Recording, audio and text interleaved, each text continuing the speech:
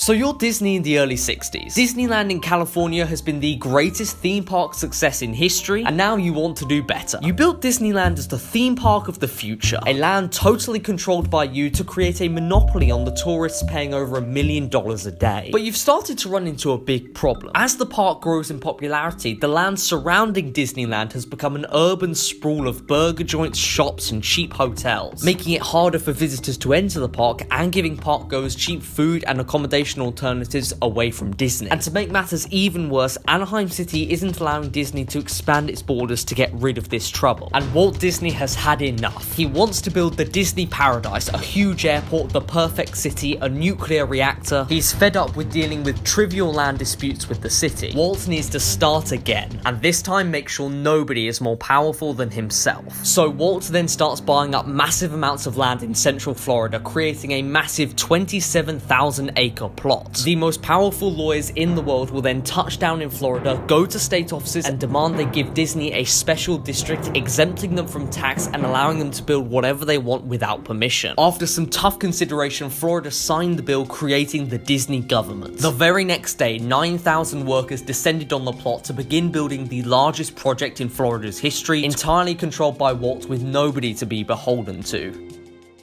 Disneyland was Walt Disney's production's greatest success. What was once a mere thought of Walt's in the 1930s had become a 160-acre money-making paradise. A huge expanse of pure Disney. There was truly nothing else quite like it. It had the best rides, the most exciting experiences, and the best accommodation over any other theme park globally. A place where both adults and children could have fun. And once Disneyland opened, every kid within a 1,000-mile radius became desperate to go. It was top of their Christmas lists. All they wanted for their birthday was to go to Disneyland. And after only 1 month of being open, 20,000 people attended every day. 3.6 million had paid to go to Disneyland by the end of the first year. And for Walt, the money came pouring in. He had an uber successful production studio working overtime that was churning out Oscars for fun, and now the most profitable plot of land on the West Coast. But Walt was starting to notice a few problems in Disneyland. Firstly, every time that Disney wanted to build something new in Disneyland, they'd have to apply for planning permission from Anaheim City, who had made a habit of saying no, totally getting in the way of Disney's business. And more worryingly, the plot in California was starting to be surrounded by rival burger joints, restaurants, and cheaper hotels right outside of Disneyland, who were all profiting off of Disney right on their doorstep. And this made Walt furious. These companies were profiting off of Disney and off of his creation. And the trouble was, there's not a lot he could do. After all the land around Disneyland had been bought up and nobody was willing to sell. He was powerless. But Walt thought to himself, what if I could just get rid of these leeches? What if I could have my own public transport? What if I could approve my own planning permission? What if I could create a whole world around Disney that was all controlled by me with nobody to be beholden to?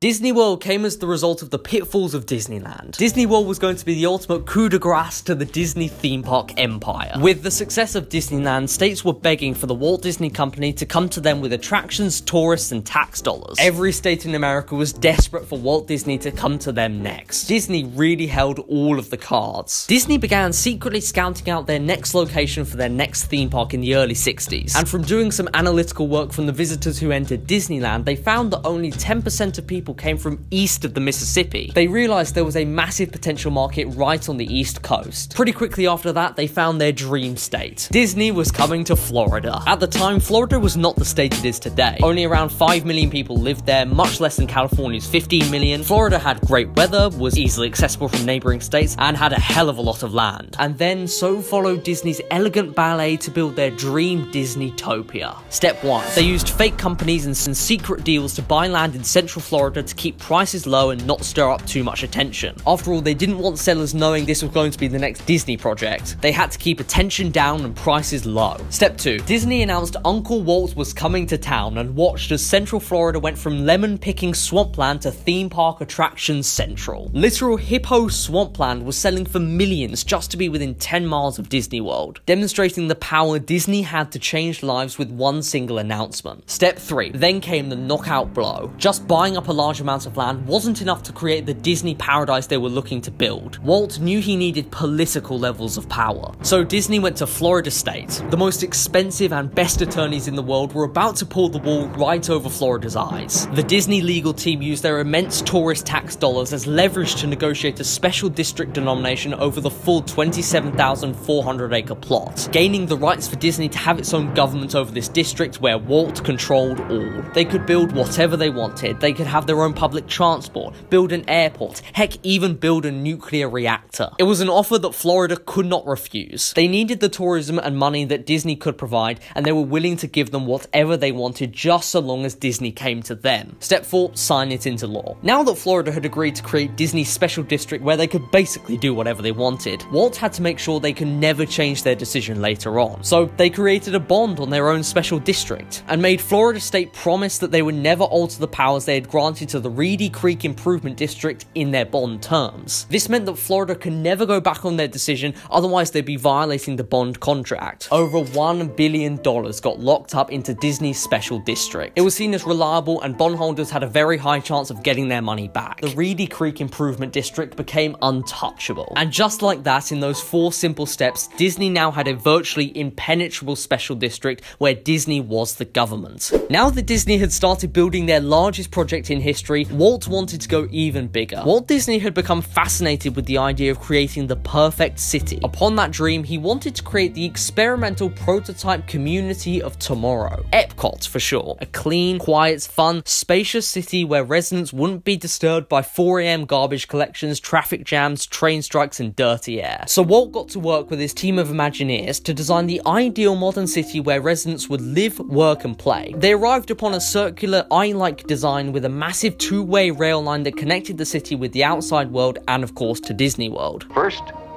the area of business and commerce. Next, the high-density apartment housing.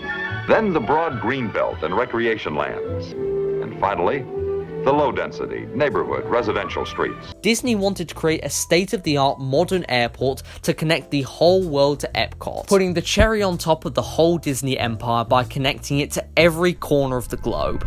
In the 1950s, everybody went crazy about the atom. Nuclear energy had only been discovered a few years prior, and nuclear was the future. Walt was a fan. He made a whole film about nuclear power titled Our Friend the Atom, and wanted to make it at the heart of E.P.C.O.T. He was compelled that the newly founded Disney World and E.P.C.O.T was to be powered by nuclear energy, very specifically requesting it in the terms from Florida State. It was going to be the crown in the jewel of the whole Florida project to power both E.P.C.O.T, the airport, and of course Disney World. But tragically, that dream died with Walt Disney along with the whole E.P.C.O.T project, a sad ending to what could have been one of the greatest 20th century innovations.